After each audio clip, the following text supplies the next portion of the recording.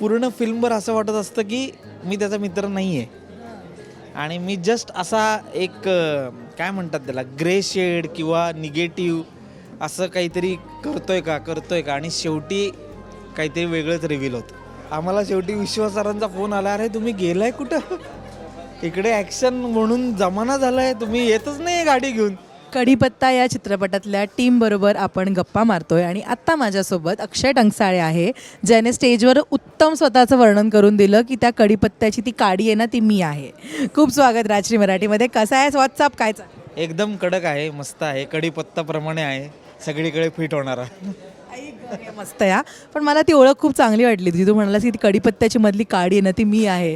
काय सिक्रेट आहे? कारण किस्सा असा आहे की दोन्ही पार्ट कायम आपण बघत असतो, त्याच्यामध्ये न्यूट्रल राहणारी माणसं खूप असतात, पण ती फक्त न्यूट्रल राहतात, बाकी काही करत नाहीत. पण मी असं आहे की न्यूट्रल न राहता कधी कधी गेअर पण टाकत असतो, कधी फर्स्ट कधी सेकंड, कधी या साईडला कधी त्या साईडला, जेणेकरून दोन्ही पार्ट हे एकत्रच राहावे आणि ते विभक्त न व्हावे या दृष्टिकोनातून. ना, मला प्रश्न पडला होता की ही लव्ह स्टोरी म्हणतात, पण हिचं नाव कढीपत्ता का? ओके, म्हणजे किंवा असंही असतं की कढीपत्ता नाव असलेली लव्ह स्टोरी कशी असू शकते? यापैकी तुला कुठला प्रश्न पडला होता सगळ्यात? नाही, मला पहिल्यांदा असं होतं की काही किचन ओरिएंटेड फिल्म आहे का, की बाबा एक शेफ आणि या रिलेटेड. पण मला नंतर असं कळलं की कढीपत्ता हा जो पदार्थ आहे तो कुठल्याही पदार्थ बनताना सगळ्यात प्रथम तो आत जातो, बरोबर, तो त्याचा इसेन्स देतो. पदार्थ जेव्हा बनतो, जेव्हा बाहेर येतो, तेव्हा पहिला खाताना बाहेर जाणारा पदार्थ कुठला आहे? सो कढीपत्त्याचा खरा उपयोग काय आहे, कसा आहे, म्हणजे काही लोक तो खातात, काही लोक तो बाजूला टाकतात, काही लोक तो तोडत खातात, असे विविध पद्धतीने खाणारी लोक आहेत आणि काही लोकांना तो कढीपत्ता नकोच असतो.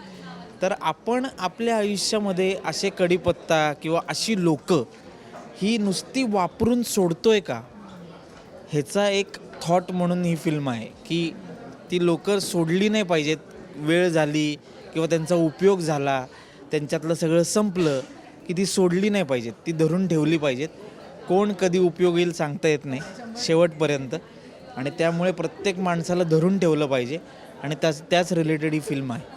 मित्र आहे का भूषणचा? हो, मी भूषणचा मित्र आहे, जो फिल्ममध्ये तू खरं तर बघायला हरकत नाही, पण असं आहे की पूर्ण फिल्मभर असं वाटत असतं की मी त्याचा मित्र नाही आहे आणि मी जस्ट असा एक काय म्हणतात त्याला ग्रे शेड किंवा निगेटिव्ह असं काहीतरी करतोय का आणि शेवटी काहीतरी वेगळंच रिव्हील होतं.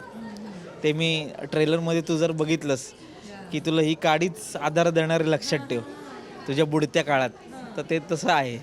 आणि आता स्टेजवर मस्त, म्हणजे संजय सरांनी तुझं मस्त वर्णन केलं. आहेत काही तिखट माणसं, काही गोड माणसं आणि काही आंबट माणसं.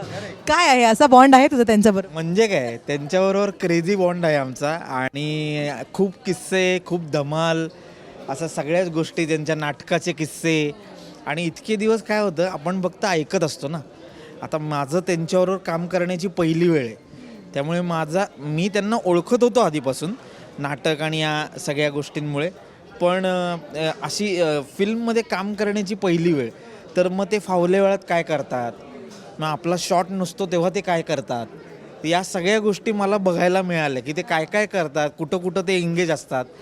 आणि किस्सा म्हणजे मोबाईल तो माणूस घेतच नाही आता, कशातच नाही आहे. म्हणजे मोबाईल त्यांना क्षुल्लक वाटतो आणि त्यांना संवाद हे खूप महत्त्वाचं वाटतो, त्यामुळे ते सतत संवाद करत असतात. म्हणजे ते व्हॅनिटीवाला जो होता आमचा, त्याच्यावर तासंतास गप्पा मारायचे. मी म्हटलं सर हा काय, म्हणजे एवढं कसं काय तुमचा रॅप? तो म्हटलं त्याच्याकडचं तुला कधी कळणार, तू पुण्यात राहतो, फार मुंबई, त्याच्या पलीकडे तो हरियाणातला माणूस, त्याच्याबद्दल तुला कधी कळणार की तो काय विचार करतोय बाबा, त्याच्या आयुष्यात काय दुःख आहे, तो ते सुखाची डेफिनेशन काय आहे, ते बोलल्यानंतरच कळणार, त्याशिवाय मला कळणार नाही ना. तू हरियाणात जाणार आहे, मी जाणार आहे. मी म्हटलं बरोबर आहे सर, त्यांचं थिंकिंगच काहीतरी वेगळं आहे. त्यामुळे त्यांच्याबरोबर राहणं, म्हणजे ते असतील, आनंद इंगळे असतील, शुभांगी मावशी असतील, हे सगळे असे एकत्र होते. त्यामुळे रोज किस्से फक्त ऐकायचे, नाहीतर बाकीच्या सेटवर आम्ही किस्से बनवतो आणि आमचे किस्से बाहेर फिरतात.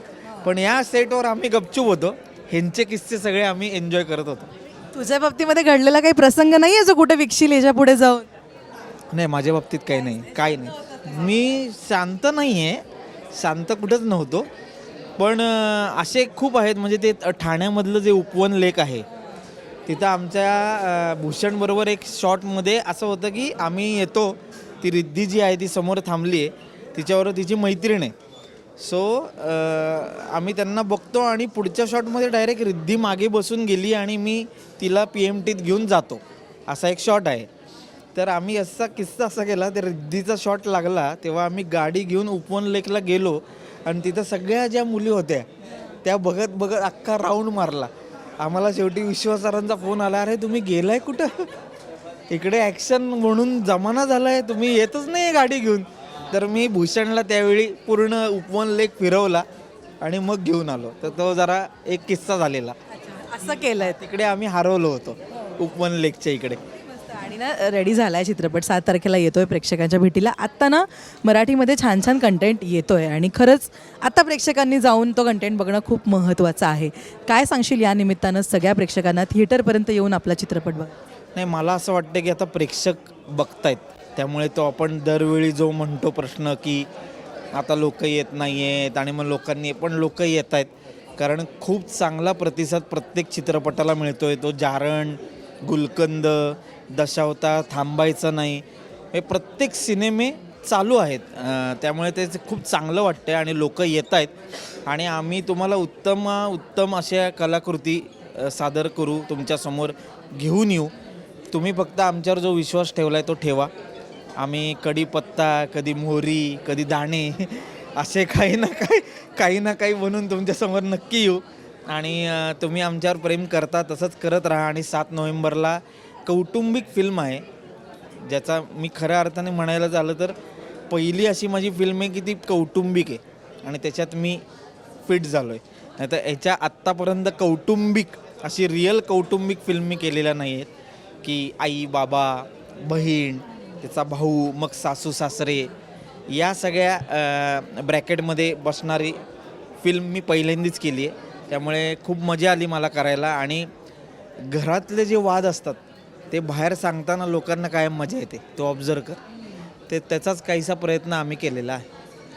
काय फ्युचर प्रोजेक्टबद्दल काय आज या निमित्तानं शेअर करायला आवडेल का? काय काय सरप्राईजेस? एक येरवडा रिटर्न म्हणून एक चित्रपट आहे जो तयार केलेला आहे आणि तो नेक्स्ट इयर आता येईल. एक मूषक म्हणून चित्रपट आहे, एक मुजरा म्हणून चित्रपट आहे, एक दिल दोस्ती आणि दुनियादारी म्हणून एक आहे, एक माई स्पेशल म्हणून एक चित्रपट आहे. असे 7-8 पिक्चर केलेत. एखादा राहिला असेल तर तो आता येतील हळूहळू. त्याची सुरुवात झाली. हा सगळ्यात शेवट केलेला, पण हा पहिला आला. ऑल द व्हेरी बेस्ट तुला सगळ्या प्रोजेक्टसाठी. थँक्यू सो मच अक्षय. भेटत राहू, गप्पा मारत राहू. आणि दिवाळीच्या शुभेच्छा तुला. येस, तुला सुद्धा happy Diwali. Diwali. Thank you so much.